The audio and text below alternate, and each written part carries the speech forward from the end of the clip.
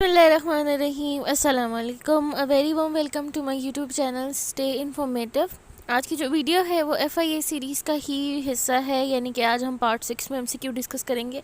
First MCQ है जी, don't flinch the dash facts. Don't flinch at the fact, यानी कि हकाइक में जो है वो रद्दो बदल करना। ठीक है। अगला हमारा सवाल है कि he enter the room and set in a chair is a. ठीक है। अब यहाँ पर जो है ये सिंपल सेंटेंस लग रहा है, लेकिन ये सिंपल नहीं है, क्योंकि जी जो सेंटेंस है उनको एंड जोड़ है। ठीक है। पहला सेंटेंस है कि ही एंटर द रूम और अगला है सेट इन अ चेयर। ठीक है। तो ये जो है दो सेंटेंसेस आपस में जुड़े हैं, तो डेफिनेटली ये कंपाउंड सेंटेंस है। ठीक है। उसके बाद जी अगला सवाल है, a program that can enable the user to interact with the computer is called. अच्छा, एक ऐसा प्रोग्राम या जो एक ऐसा सेटअप जो कि यूज़र को इंटरेक्ट करवाता है कंप्यूटर के साथ, उसको हम क्या कहते हैं?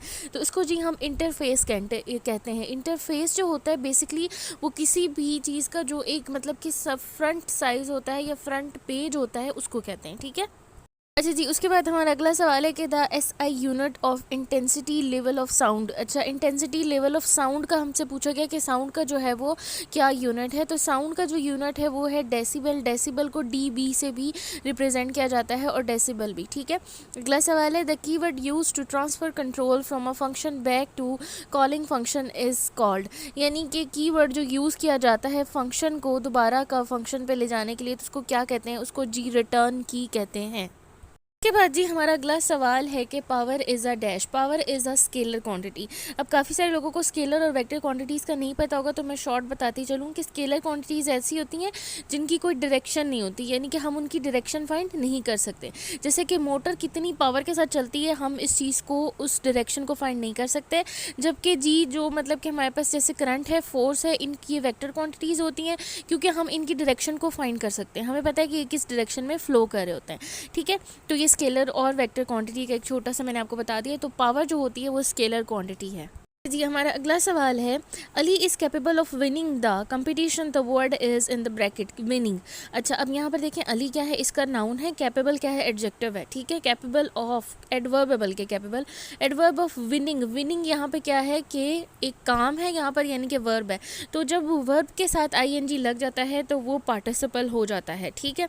तो ये इसका जो है ये पार्टिसिपल है। उसके बाद नेक्स्ट क्वेश्चन है, हमारा अगला सवाल है कि symbol of potassium element is. Potassium को मतलब एक ये आप इसको कह सकते हैं ये एक मेटल है। ठीक है।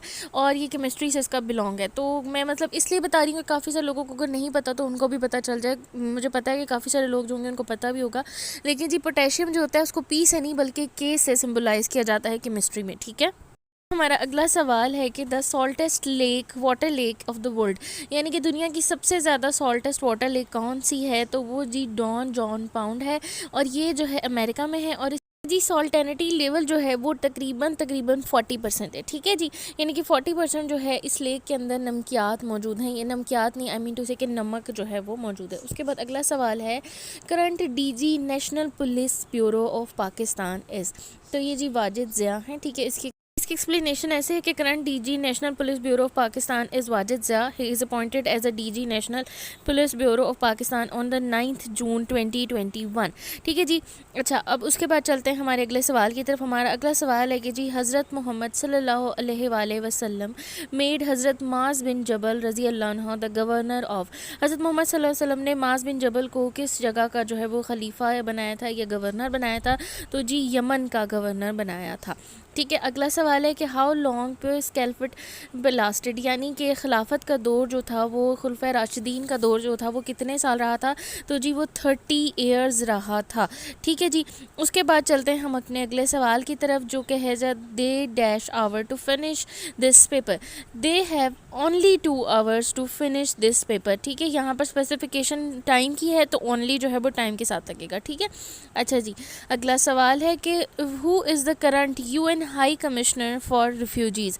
रिफ्यूजीज़ का इस टाइम जो है वो यूएन में हाई कमिश्नर कौन है? तो वो हैं जी फिलिपो ग्रैंडी। ठीक है।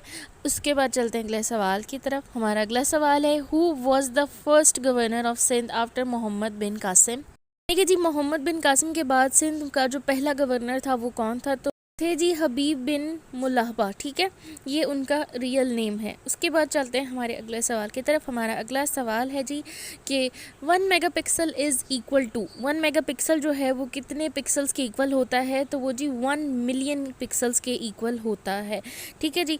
उसके बाद हमारा अगला सवाल है Hindu Kush mountains all passes connected Pakistan with. अच्छा, हिंदू कुश जो है कोहे हिंदू कुश के जितने भी पासेस हैं वो पाकिस्तान को किस कंट्री के साथ कनेक्ट करते हैं, तो वो जी बेसिकली पाकिस्तान को अफ़गानिस्तान के साथ कनेक्ट करते हैं, यानी कि उनकी जितनी भी दरें हैं, रास्ते हैं, वो अफ़गानिस्तान की तरफ जाते हैं, ठीक है जी। उसके बाद हमारा अगला सवाल है find the average age of the family of 5 members, यानी कि मेंबर कितने हैं 5, ठीक है, और उनकी एजेस क्या है 42, 49, 56, 63 और 35। इन सब को लेंगे सम, उसको कर देंगे डिवाइड जी 5 के ऊपर, तो हमारे पास जो वैल्यू आएगी वो 49 ईयर्स है, ठीक है। उसके बाद चलते हैं अगले सवाल की तरफ जी। अगला सवाल है average of 10 values of 2 is 200, यानी कि 10 वैल्यू का एवरेज जो है वो 200 है, ठीक है, और सम जो है सम है 9 का 850, तो फाइंड आउट 10th, हमने 10th वैल्यू इसकी फाइंड करनी है, तो इसकी जो 10th वैल्यू है वो 150 होगी, ठीक है जी। अपना बहुत सारा ख्याल रखिएगा। ये थी जी मेरी आज की वीडियो, अपना बहुत सारा ख्याल रखिएगा। टेक केयर एंड अल्लाह हाफिज़।